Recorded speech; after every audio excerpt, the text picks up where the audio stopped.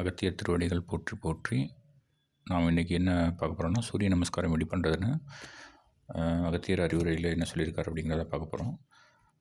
அவங்க சொன்னபடி சிறிது நீரை கையில் எடுத்து சூரிய பகவானே பரிபூரண ஞானத்தை தந்தருள்வாயாக வேண்டிட்டு அதை நிலத்தில் விடுக்கணும்.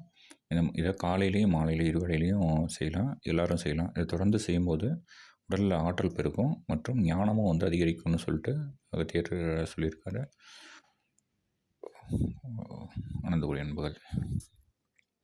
காலை சூரிய உதய நேரத்தில், சூரிய உதயத்துலேருந்து 24 மணி 24 நிமிடத்திற்குள்ளார செய்கிறது நல்லது. அதே போல் மாலையில் சூரியன் மறைகிறதுக்கு 24 நிமிடங்களுக்கு உள்ளார செய்கிறது நல்லது. சயின்டிஃபிக்காக சொல்லணுன்னா இதில் எப்படி ஞானம் கிடைக்கிது அப்படின்னு சொல்லி பார்க்கணுன்னா, இந்த நம்ம நிலத்தில் கையில் கீழே விடுற நீரில் நம்மளோட எண்ணங்கள் பதியிறது அப்படின்னு சொல்கிறாங்க. நம்ம உள்ளங்கையில் உள்ள நீரில் உள்ள துகளில் ஆக்சிஜன் ஆட்டம், ஹைட்ரஜன் ஆட்டம்னு சொல்கிறோம் இல்லையா, அந்த அணுக்களில் நம்மளோட எண்ணங்கள் பதியப்படுதுன்னு சொல்கிறாங்க. இந்த நீரானது ஆவியாகி மேலே செல்லும்போது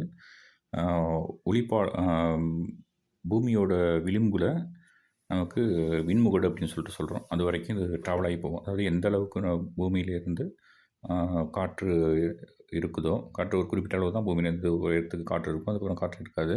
ஸோ அந்த உயரத்துக்கு வரைக்கும் இது நீராவியாக மாறி அந்த உயரத்துக்கு செல்லுது. அங்கே போனதுக்கப்புறம் அங்கே சூரியனோட ஆற்றலேருந்து அந்த இதில் படும்போது அந்த ஆற்றலை எடுத்துகிட்டு திரும்பவும் மழையின் மூலியமாக திரும்பவும் பூமியை அடையுது. அப்போ நம்ம கேட்ட ஆற்றல் நமக்கு திரும்பவும் கிடைக்கும் அப்படின்னு சொல்கிறாங்க.